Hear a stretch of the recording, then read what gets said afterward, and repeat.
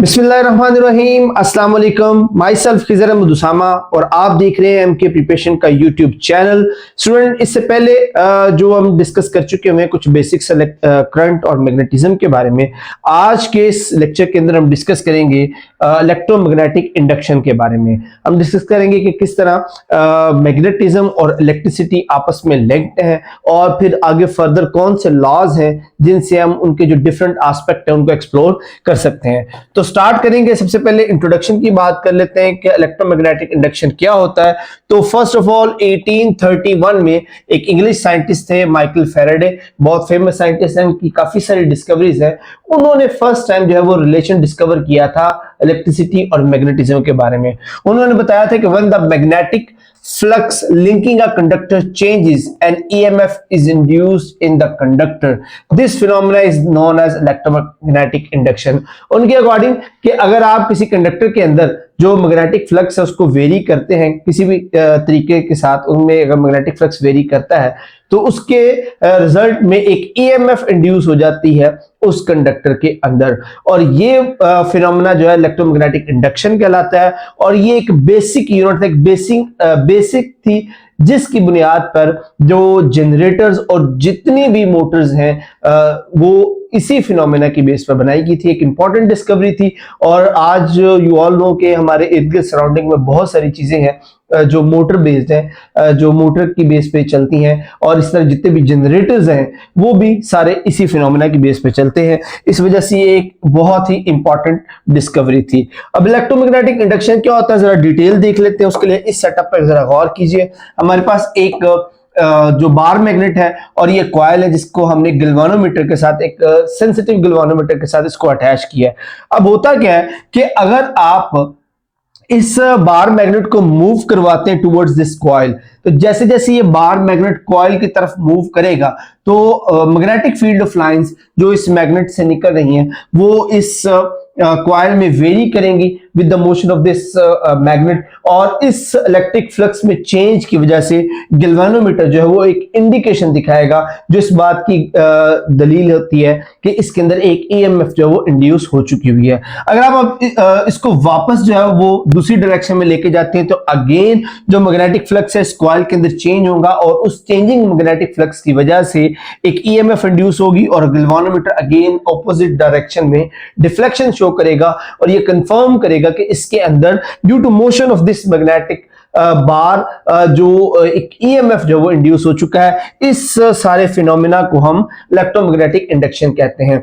अब इसके अंदर चाहे आप इस बार मैग्नेट को मूव कर लें चाहे इस कॉइल को मूव कर लें, यानी कि आपने किसी भी तरीके से जो मैग्नेटिक फ्लक्स है उसको चेंज करवाना है, आप इसको भी मूव करवा के चेंज करवा सकते हैं या कॉइल को मूव करवा के भी चेंज करवा सकते हैं। तो मूवमेंट किसी की वजह से भी हो, हमारा जो प्राइम फोकस है वो ये है कि अगर मैग्नेटिक फ्लक्स चेंज होगा तो उसके नतीजे में जो EMF है वो इस कॉइल के अंदर इंड्यूस होगी। When the conductor is stationary and the magnet is moving, अब ये एक कंडीशन है कि अगर हम कंडक्टर को स्टेशनरी रखते हैं और जो मैग्नेट है उसको मूव करवाते हैं, then the EMF induce in this way is called the statically induced EMF। कि अगर आप जो कंडक्टर है उसको स्टेशनरी रख के सिर्फ मैग्नेट को मूव करवाते हैं तो उस केस में हम इसको स्टैटिकली इंड्यूस्ड EMF कहेंगे, क्योंकि जो हमारे पास कंडक्टर है वो स्टैटिक है, वो स्टेशनरी है।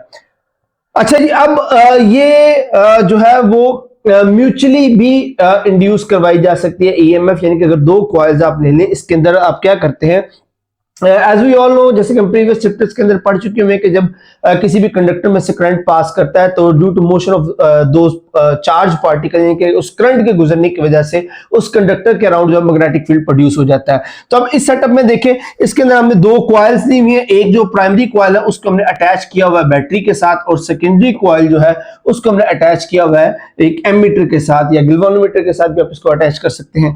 तो अब अगर आप जब इस स्विच को यहां पर ऑन करेंगे तो बिफोर स्विच जब ऑफ था इसके अंदर से कोई करंट फ्लो नहीं कर रहा, बट जैसे ही आप स्विच ऑन करेंगे you will see a deflection, जो एक डिफ्लेक्शन जो वो बढ़ेगी और फिर वापस जीरो पर आ जाएगी। और अगर आप स्विच ऑफ करते हैं तो अगेन मोमेंटरीली जो डिफ्लेक्शन इसमें शो होगी और दोबारा जो है वो निडल वापस अपनी रेस्ट की पोजीशन में आ जाएगी। अब क्या हो रहा है, अब हो ये रहा है कि जब आप स्विच ऑन करते हैं तो करंट जो है, फॉर एग्जांपल आपने कोई सोर्स जो है वो इसके अंदर अप्लाई किया हुआ है, तो जब आप उस स्विच को ऑन करते हैं तो वो अपनी मिनिमम वैल्यू से स्टार्ट करके मैक्सिमम वैल्यू में जाएगा। तो वो मिनिमम से मैक्सिमम वैल्यू जाने के दौरान, स्विच ऑन करने के दौरान जो मोशन हुई उस पार्टिकल के अंदर, तब एट दैट टाइम इसके अंदर उस चेंजिंग करंट की वजह से मैग्नेटिक फील्ड भी चेंजिंग होगा, और उस चेंजिंग मैग्नेटिक फील्ड की वजह से इसमें से गुजरने वाला मैग्नेटिक फ्लक्स भी चेंज होगा, और वो changing magnetic flux secondary coil के अंदर जो वो ईएमएफ इंड्यूस करेगा, जो जिसकी जो इंडिकेशन है वो हमारे पास इस मीटर के जरिए आ जाएगी। But with the passage of time जो इसके अंदर से गुजरने वाला करंट है वो यूनिफॉर्म हो जाएगा। जब वो करंट यूनिफॉर्म हो जाएगा तो मैग्नेटिक फील्ड भी यूनिफॉर्म हो जाएगा, तो उस केस में मैग्नेटिक फ्लक्स चेंज नहीं होगा और निडल वापस अपनी रेस्ट की पोजीशन में आ जाएगी।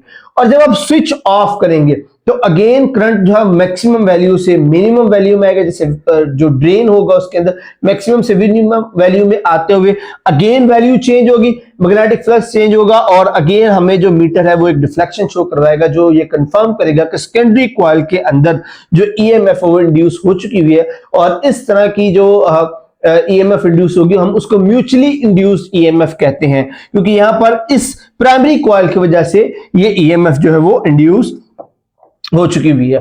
अच्छा, इसकी एप्लीकेशन के लिए हम ये एक सीज्मोमीटर इस्तेमाल किया जाता है। सीज्मोमीटर इस्तेमाल किया जाता है जो अर्थक्वेक होते हैं उसकी डिटेक्शन के लिए, उसकी मेजरमेंट्स के लिए। इसके अंदर क्या किया जाता है कि आप देख सकते हैं कि यहाँ पर हमारे पास सेंटर में कॉइल है और जिसके अंदर यूनिफॉर्म करंट है, और साइड में ये मैग्नेट है जो सस्पेंड किया गया है स्प्रिंग्स के ऊपर। तो जब करंट आता है तो ये जो मैग्नेट है ये मूव करता है। जैसे ही मैग्नेट मूव करेगा तो मैग्नेट के मूव करने से इस कॉइल के अंदर जो मैग्नेटिक फ्लक्स है वो चेंज होगा, और मैग्नेटिक फ्लक्स चेंज होने की वजह से हमें जो एक सिग्नल, इलेक्ट्रिक सिग्नल मिलेगा जो इस बात की इंडिकेशन होगी कि अर्थक्वेक का जो फिनोमेना है वो अकर हुआ है। तो अगेन यहाँ पर इलेक्ट्रोमैग्नेटिक इंडक्शन को इस्तेमाल किया जाता है इस सीज्मोमीटर के अंदर। ओके जी, फर्दर एक और जो इसके अंदर इंपॉर्टेंट साइड है कि आप करंट कैरिंग कंडक्टर जो है उसकी मोशन की वजह से भी जो ईएमएफ वो इंड्यूस करवा सकते हैं। इसके अंदर आप देखें कि हमारे पास ये नॉर्थ एंड साउथ पोल है एक मैग्नेटिक फील्ड का, उसके अंदर ये हमारा कंडक्टर है जिसकी लेंथ एल है, जिसको हमने अटैच किया हुआ है एक गैल्वानोमीटर के साथ। तो होगा क्या कि अगर आप इस कंडक्टर को अप एंड डाउन मूव करवाते हैं, अप एंड डाउन मूव करवाएंगे तो आप देखेंगे कि ये conductor parallel to the magnetic perpendicular to the magnetic field है। जैसे ही आप अप एंड डाउन मूव करवाएंगे तो इसमें से गुजरने वाली जो मैग्नेटिक लाइंस जो फोर्स है वो वेरी करेंगी, व्हिच मींस इसके अंदर से गुजरने वाला मैग्नेटिक फ्लक्स वेरी करेगा, जिसकी वजह से यहां पर हमें ईएमएफ की जो है वो इंडिकेशन मिलेगी। बट अगर आप इस कंडक्टर को इस डायरेक्शन में मूव करवाते हैं parallel to the magnetic field, तो आपको इसमें यहां पर कोई डिफ्लेक्शन नहीं मिलेगी। पीछे हम पढ़ चुके हुए हैं कि जो यहां पर एंगल है वो साइन के साथ, तो साइन जीरो होगा, तो उस केस में हमारे पास जो मैग्नेटिक फ्लक्स का चेंज है वो अफेक्ट नहीं करेगा और हमारे पास ईएमएफ इंड्यूस नहीं होगी। ओनली तब ईएमएफ इंड्यूस होगी कि अगर आप कंडक्टर को perpendicular to the magnetic field जो मूव करवाते हैं तो उसमें हमारे उस कंडक्टर के अंदर जो है वो ईएमएफ इंड्यूस हो जाएगी। अच्छा जी, अब जो फैराडे लॉ है इलेक्ट्रोमैग्नेटिक इंडक्शन का, ये जो पीछे सारी डिस्कशन कर चुके हैं, इसकी बेस पर हम यहाँ पर दो रिजल्ट जो है वो इंड्यूस कर सकते हैं। First one is EMF is directly proportional to the rate change of magnetic flux del phi and del time t. Greater the rate change in magnetic flux to the coil, greater the induced EMF. कि यहां पर primarily जो EMF induce हो रही है वो depend कर रही है कि आपका जो rate change of magnetic flux क्या है, कि मैग्नेटिक फ्लक्स जो है वो किस रेट से चेंज हो रहा है। अगर ज्यादा तेजी से मैग्नेटिक फ्लक्स चेंज होगा तो उसमें से EMF भी ज्यादा इंड्यूस होगी, और अगर कम रेट से जो मैग्नेटिक फ्लक्स चेंज होगा तो उसमें EMF भी कम इंड्यूस होगी। और सेकंड जो हम इसमें से रिजल्ट डिड्यूस कर सकते हैं, that is EMF is directly proportional to the number of turns of the coil, कि कॉइल की टर्न्स कितनी ज्यादा है। अगर नंबर ऑफ टर्न्स कॉइल की ज्यादा होंगी तो उसके अंदर EMF जो है वो ज्यादा इंड्यूस होगी, अगर नंबर ऑफ टर्न्स कॉइल्स की कम होगी तो EMF भी कम इंड्यूस होगी। तो इन दोनों रिलेशन को अगर हम मैथमेटिकली लिखें तो हम EMF is directly proportional to n which is number of turns and del phi over del t is the rate change of magnetic flux. और यहां पे प्रोपोर्शनैलिटी साइन खत्म करें तो k is the proportionality constant जिसकी value जो है 1 है, उसको रिमूव कर दें तो जो हमारे पास EMF इंड्यूस का फार्मूला आ जाता है that is n is equal to del phi over del T. ये एक इंपॉर्टेंट जो हमारे पास रिलेशन है जो हमें ईएमएफ इंड्यूस के बारे में बताता है, जहां पे एन जो है number of turns of the coil है, del phi over del t rate change of the magnetic flux है। अच्छा, यहां पर एक और बड़ा इंपॉर्टेंट जो है वो रिलेशन है जो समझना बड़ा जरूरी है, जिसकी बेस पर हम आगे वाले डिस्कशन करेंगे। The induced EMF always oppose the change in flux, कि जो ईएमएफ इंड्यूस हो रही है वो हमेशा जो चेंज उसको प्रोड्यूस कर रहा उसको अपोज करती है। यानी कि अगर EMF is producing due to the motion of the magnetic field, तो that EMF will oppose the motion of the magnetic field. तो जो ईएमएफ इंड्यूस होती है हमेशा अपने काज को अपोज करेगी। दैट इज वाई हम यहां पर एक माइनस साइन जो है वो इंड्यूस करवाते हैं, जिसको फर्दर डिटेल जो हम लेंजेस लॉ में पढ़ेंगे। लेंजेस लॉ जो है ये एक ऑल्टरनेटिव मेथड है जो ईएमएफ इंड्यूस है उसकी डायरेक्शन जो है वो उसको मेजर करने के लिए। उसमें आप देखें, अब इस केस के अंदर लेंजेस लॉ के अंदर को डिस्कस करने से पहले इस केस को जरा समझें। अब फॉर एग्जांपल आप साउथ पोल को इस कॉइल के अंदर से मूव करवा रहे हैं और यहां पर गैल्वानोमीटर एक अटैच है, तो जब आप इसके अंदर से मैग्नेटिक फ्लक्स जो है वो प्रोड्यूस करवाएंगे तो मैग्नेटिक फ्लक्स इस डायरेक्शन में है और अगेन मैंने जैसे पीछे हम डिस्कस कर चुके हैं कि ये अपने कॉज को अपोज करता है। तो जब मैग्नेटिक फील्ड इस डायरेक्शन में होगा तो इसका मतलब ये है कि जो इसके अंदर से करंट प्रोड्यूस हो रहा है वो करंट भी एक जो मैग्नेटिक फील्ड प्रोड्यूस करेगा। यानी कि आप जब मैग्नेटिक फ्लक्स को चेंज करवाएंगे उसकी वजह से जो ईएमएफ इंड्यूस हो रही है, अब ईएमएफ असल में एक करंट ही तो है। तो हमें ये पता है कि करंट कैरिंग कंडक्टर के अराउंड भी मैग्नेटिक फील्ड होता है, तो एक ये एक्सटर्नल मैग्नेटिक फील्ड है और दूसरा मैग्नेटिक फील्ड आएगा जो इसके अंदर ईएमएफ इंड्यूस हो रही है उसकी मोशन की वजह से। और चूंकि ये जो इंड्यूस ईएमएफ है ये हमेशा अपने जो काज है उसको अपोज करेगी, विच मीन कि अगर आप इसको बार को इस तरफ मूव करवा रहे हैं तो जो इसका मैग्नेटिक फील्ड होगा वो उसके ऑपोजिट उसको रोकने की कोशिश करेगा।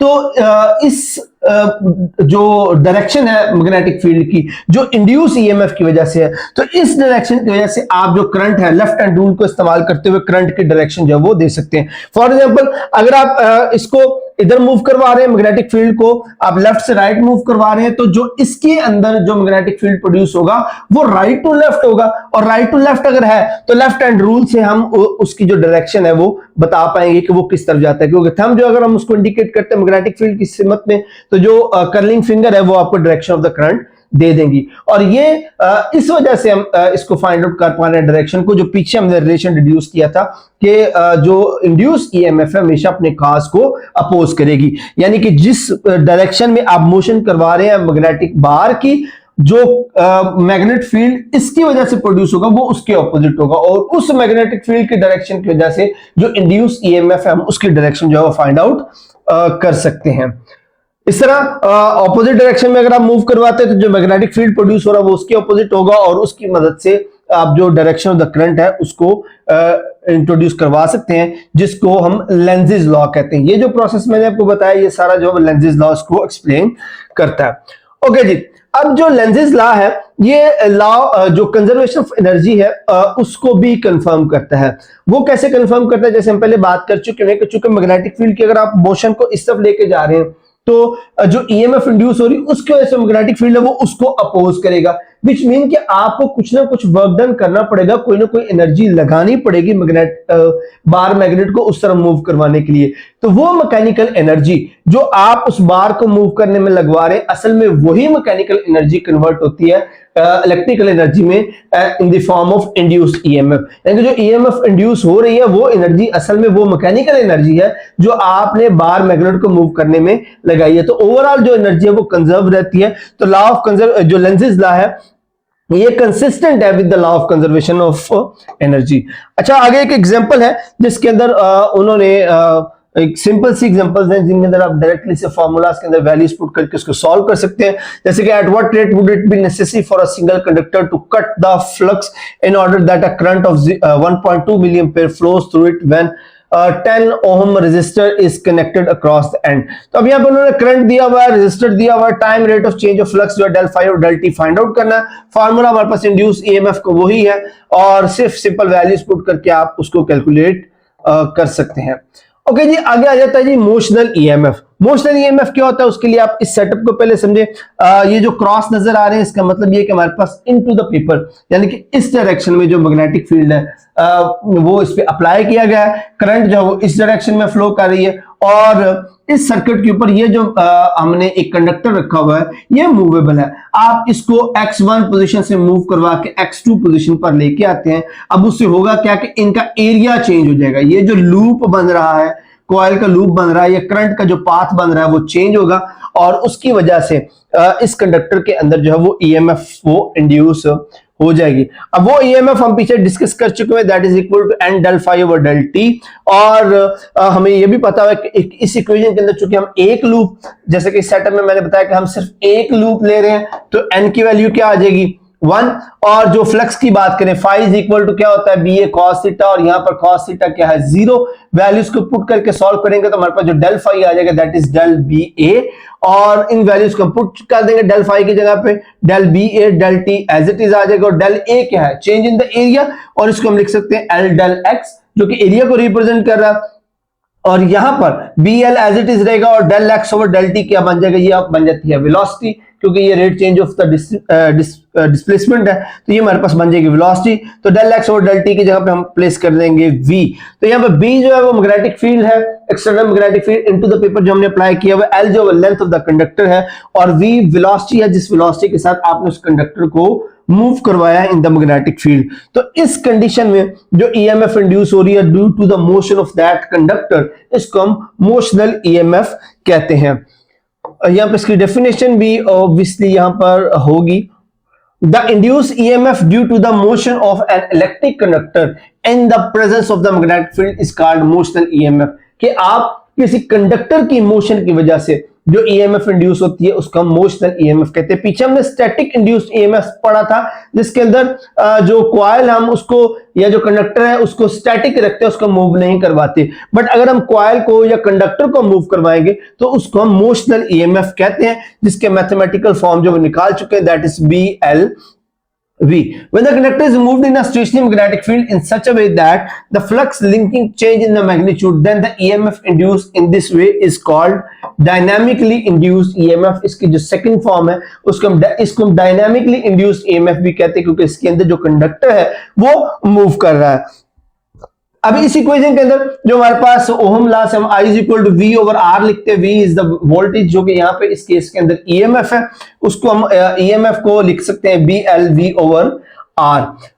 तो इस तरह से ये फॉर्मूला कुछ चेंज होगा, बन जाएगा BILV और यहां से जो हमारे पास I है that is BLV over R। Values को पुट करें, थोड़ा सा कैलकुलेट करें तो ये हमारे पास असल में उस पावर का फॉर्मूला आ जाएगा जो डिसिपेट होती है इस पूरे सर्किट के अंदर।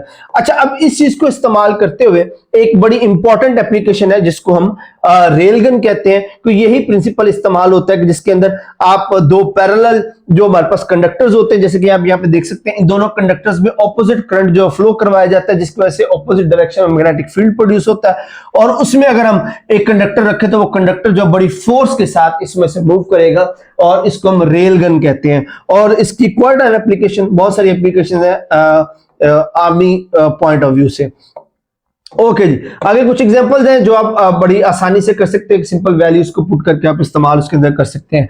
अच्छा, सेल्फ इंड्यूस्ड ईएमएफ जो हम पहले भी बात कर चुके हैं लेंजेस लॉ के अंदर कि when current in a coil changes, कि एक कॉइल के अंदर जब आप करंट को चेंज करवाते हैं in a coil changes, thus self-induced EMF opposes the change of current in the same coil, which is known as the self-inductance या inductance। कि जब आप किसी कॉइल के अंदर करंट चेंज करवाते हैं, अब उसे हम सिर्फ एक सिंगल कॉइल की बात करें कि एक कॉइल के अंदर आप करंट चेंज करवा रहे हैं, जब आप कॉइल के अंदर करंट चेंज करवाएंगे तो उस करंट की वजह से जो मैग्नेटिक फील्ड बन रहा है वो भी चेंज होगा और उस मैग्नेटिक फील्ड के चेंज होने की वजह से उसी कॉइल के अंदर ईएमएफ इंड्यूस हो जाएगी जिसको सेल्फ इंड्यूस ईएमएफ भी कहते हैं या इंडक्टेंस भी कहते हैं। This EMF induce in a coil due to the change of its own flux link with it is called the self induced EMF. क्या उसी कॉइल के मैग्नेटिक फील्ड की वजह से उसी में जो ईएमएफ इंड्यूस हो रही है उसी को हम सेल्फ इंड्यूस्ड ईएमएफ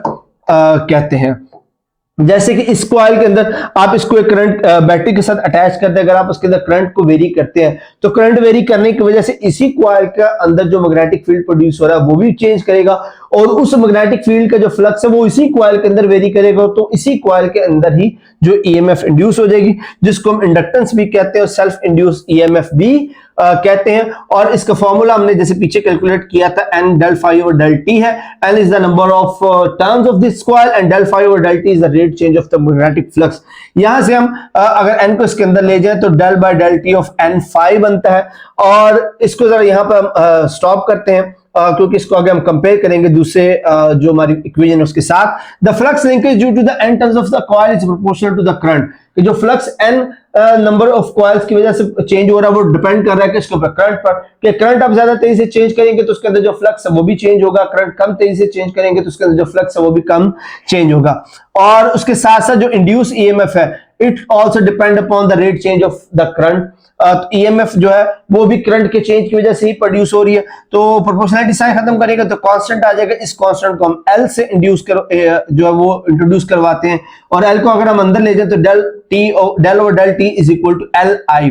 अब इस इक्वेशन और इस इक्वेशन को आप कंपेयर करें तो हमारे पास आ जाएगा हमारे पास Li is equal to n phi और L is equal to n phi over L। ये जो L है इसको हम इंडक्टेंस कहते हैं, जो सेल्फ इंड्यूस्ड ईएमएफ भी कहलाती है, जो उसी कॉइल के अंदर मैग्नेटिक फ्लक्स के चेंज होने की वजह से प्रोड्यूस हुई है।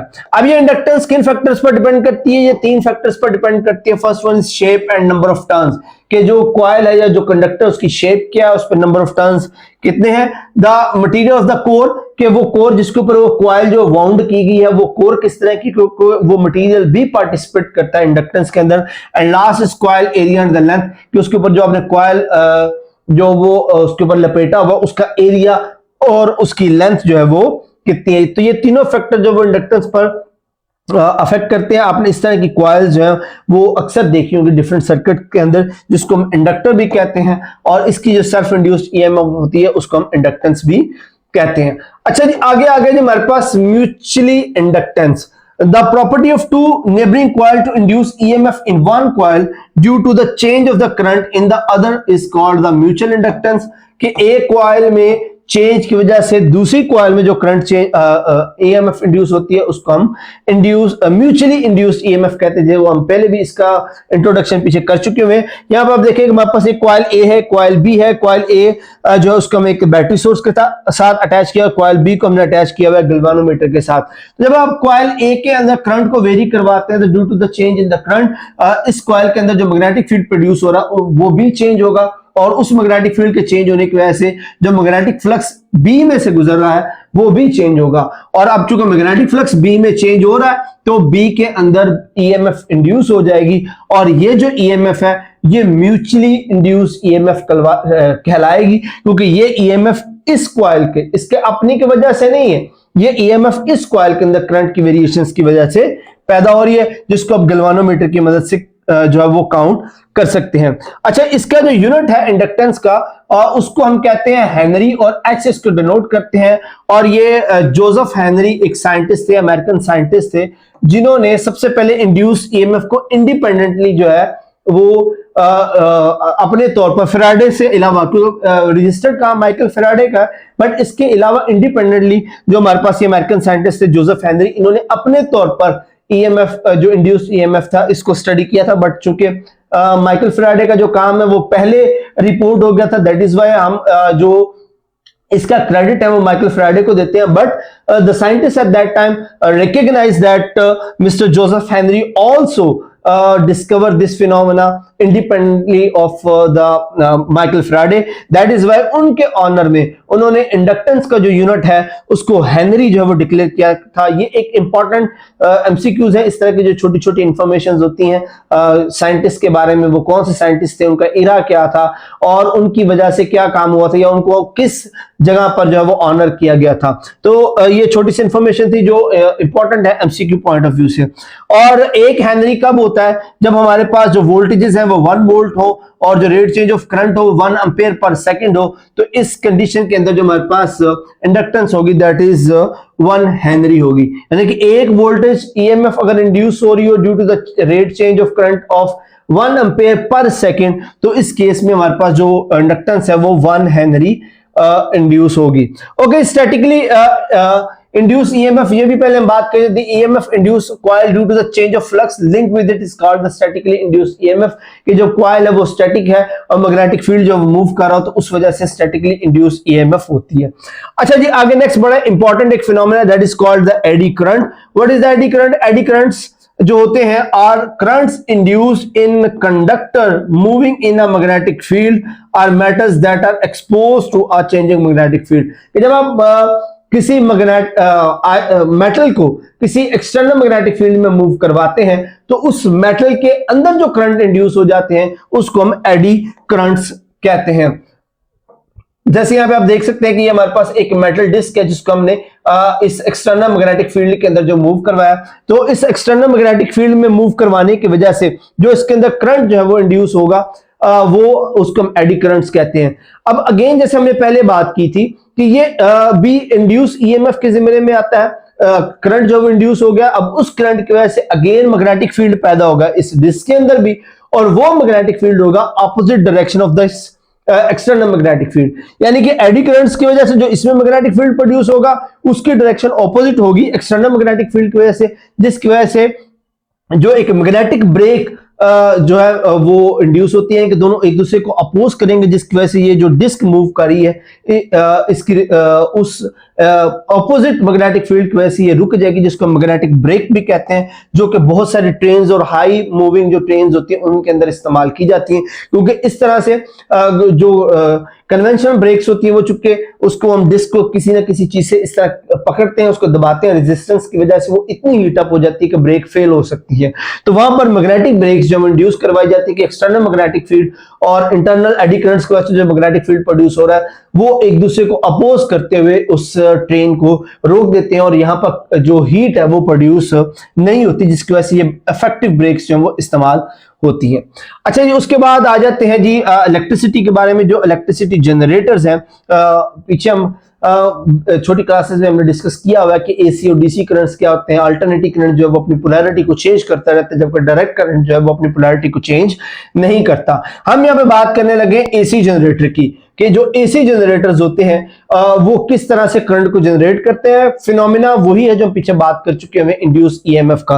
अब यहाँ पर देख सकते हैं कि एक एक्सटर्नल जो मैग्नेटिक फील्ड है उसके अंदर जो हमने कॉइल है वो प्लेस की हुई है, और ये कॉइल जब इस एक्सटर्नल मैग्नेटिक फील्ड में मूव करेगी, ये हमारे पास ये जो कॉइल है CDEF, इसको हमने दो जो स्लिप रिंग्स है उनके अंदर इसको प्लेस कीजिए। स्लिप रिंग्स के साथ कॉइल जो वो कुछ इस तरह से बनी होती है, इस रिंग्स के साथ हमेशा अटैच रहती है। तो अब जब इस मैग्नेटिक फील्ड के अंदर ये जो कॉइल है CDEF, इस कॉइल को जब हम रोटेट करवाएंगे, तो जैसे हम इसको रोटेट करवाएंगे तो इसके अंदर से गुजरने वाली जो मैग्नेटिक लाइंस है या मैग्नेटिक फ्लक्स है वो भी चेंज होगा, और due to that changing magnetic flux इस कॉइल के अंदर जो वो करंट जनरेट हो जाएगा, और उस करंट को हम जो है वो अल्टरनेटिंग ईएमएफ के तौर पर डिफरेंट एप्लीकेशंस के लिए इस्तेमाल कर सकते हैं। जरा हम इसको जरा और डिटेल से देख लेते हैं। तो ये वो 4 स्टेजेस दी गई हैं कॉइल्स के चेंज होने की। तो इसमें फर्स्ट स्टेज में आप देखें, जब हमारे पास करंट ये बिल्कुल parallel to the magnetic field है, तो इसके अंदर किसी तरह का कोई करंट जो है वो इंड्यूस नहीं होगा, क्योंकि जो मैग्नेटिक लाइंस ऑफ फोर्स है वो इस डायरेक्शन में इसमें से गुजर रही है, तो इसमें से कोई करंट जो प्रोड्यूस नहीं होगा। लेकिन जैसे हम इस कॉइल को रोटेट करवाएंगे, ये इसके परपेंडिकुलर होना शुरू हो जाएगी। तो अब देखिए किसके अंदर से अब मैग्नेटिक लाइंस जो है वो गुजरेंगी, मैग्नेटिक फ्लक्स चेंज होगा और इसके अंदर ईएमएफ जो इंड्यूस होगी। लेकिन जब ये बिल्कुल परपेंडिकुलर हो जाएगी ये कॉइल, तो मैक्सिमम जो मैग्नेटिक फ्लक्स इसमें से पास करेगा, और एट दिस टाइम जो इसके अंदर जो ईएमएफ इंड्यूस हो रही होगी वो मैक्सिमम होगी, और अगेन ये परपेंडिकुलर से रोटेट होकर दोबारा पैरेलल होगी। जैसे जैसे ये पैरेलल होगी वैसे वैसे इसकी ईएमएफ जो वो कम होती जाएगी, और अगेन जो ईएमएफ हमारे पास आ जाएगी 0 पर। और फिर जैसे एंगल चेंज होगा, जैसे जैसे ये परपेंडिकुलर होते जाएंगे मैग्नेटिक फ्लक्स के, वैसे वैसे इसमें से चेंजिंग मैग्नेटिक फ्लक्स भी इंक्रीज होता जाएगा और इसकी ईएमएफ भी इंक्रीज हो जाएगी। तो इस तरह के साइनोसाइडल जो वेव है वो प्रोड्यूस होगी, जो अल्टरनेटिंग करंट को शो करती है, और अल्टरनेटिंग करंट जो है वो इस जनरेटर से हम इस्तेमाल करते हैं for the various application due to the motion of this coil, कि मोशन ऑफ जो कॉइल की डायरेक्शन जैसे चेंज होगी तो उसके अंदर जो करंट इंड्यूस होगा उसकी डायरेक्शन भी चेंज हो जाएगी। तो इस तरह एक ऑल्टरनेटिंग करंट जो है वो इस जनरेटर से हमें डिफरेंट एंगल्स पर हमें मिलता रहेगा। ओके जी। उसके बाद इसी को अगर हम इन्वर्ट कर दें, उलट कर दें इसका, तो उससे डीसी मोटर बन जाती, एसी मोटर बन जाती है कि आप जो जनरेटर था उसके अंदर हमने कॉइल को घुमाकर उसके अंदर ईएमएफ इंड्यूस की थी, अब हम ईएमएफ इंड्यूस उसको प्रोवाइड करके कॉइल को घुमाएंगे। यानी कि जनरेटर जो है वो मैकेनिकल वर्क को कन्वर्ट करता है इलेक्ट्रिकल एनर्जी के अंदर, तो मोटर जो है वो इलेक्ट्रिकल एनर्जी को कन्वर्ट करती है मैकेनिकल एनर्जी में। इसके अंदर जो मोटर होती है उसके दो पार्ट होते हैं, एक रोटर और एक जो वो स्टेटर होता है। स्टेटर के ऊपर जो बहुत सारी इलेक्ट्रोमैग्नेट्स जो है वो वाउंड किए होते हैं, और जो रोटर होता है वो दरमियान में एक मैग्नेट के तौर पर काम करता है जिसकी अपनी अलग से कॉइल्स होती हैं। तो जब आप इस रोटर को जब इस स्टेटर में से जब करंट इलेक्ट्रोमैग्नेट के अंदर से करंट गुजरता है और वेरी करता है, तो उसके मैग्नेटिक फील्ड की वजह से इस रोटर के अंदर जो वो टॉर्क प्रोड्यूस हो जाता है, जिसकी वजह से रोटर जो वो रोटेट करता है और इस तरह से इलेक्ट्रिकल एनर्जी जो वो मैकेनिकल एनर्जी में कन्वर्ट हो जाती है।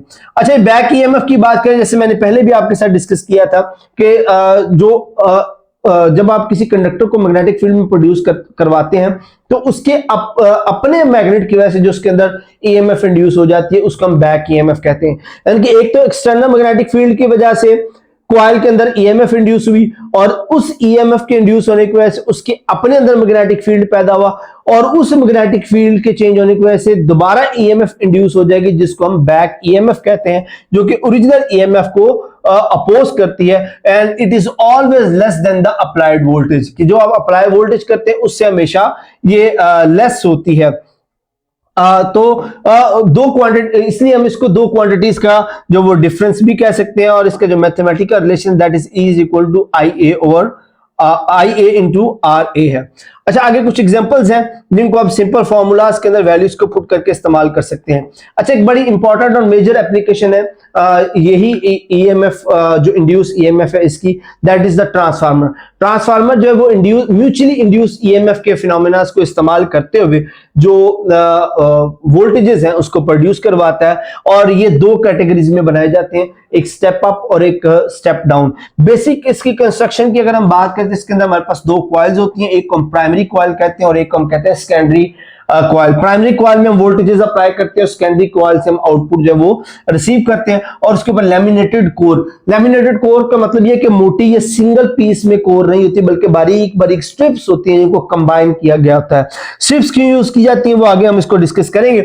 अब इसमें हम करते हैं क्या कि प्राइमरी कॉइल पे हम जो अप्लाई करते हैं वोल्टेज, और सेकेंडरी कॉइल से जो है वो आउटपुट रिसीव करते हैं, और due to the variation in the number of turns, तो इन नंबर ऑफ टर्न्स की कम या ज्यादा होने की वजह से हम इसको स्टेप अप या स्टेप डाउन ट्रांसफार्मर जो है वो डिक्लेयर करते हैं।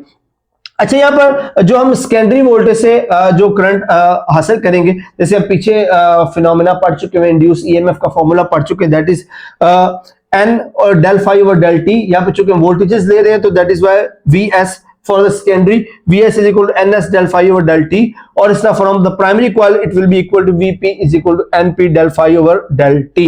तो दोनों की अगर हम रेशियो लें VS और VP की, तो हमारे पास del phi over del T cancel out हो जाएंगे और हमारे पास रिलेशन आ जाएगा VS over VP is equal to NS over NP। यहाँ पे VS जो वो सेकेंडरी वोल्टेज है, VP जो प्राइमरी वोल्टेज है, NS जो वो नंबर ऑफ सेकेंडरी कॉइल के जो टर्न्स है, और NP जो है वो प्राइमरी कॉइल के टर्न्स हैं।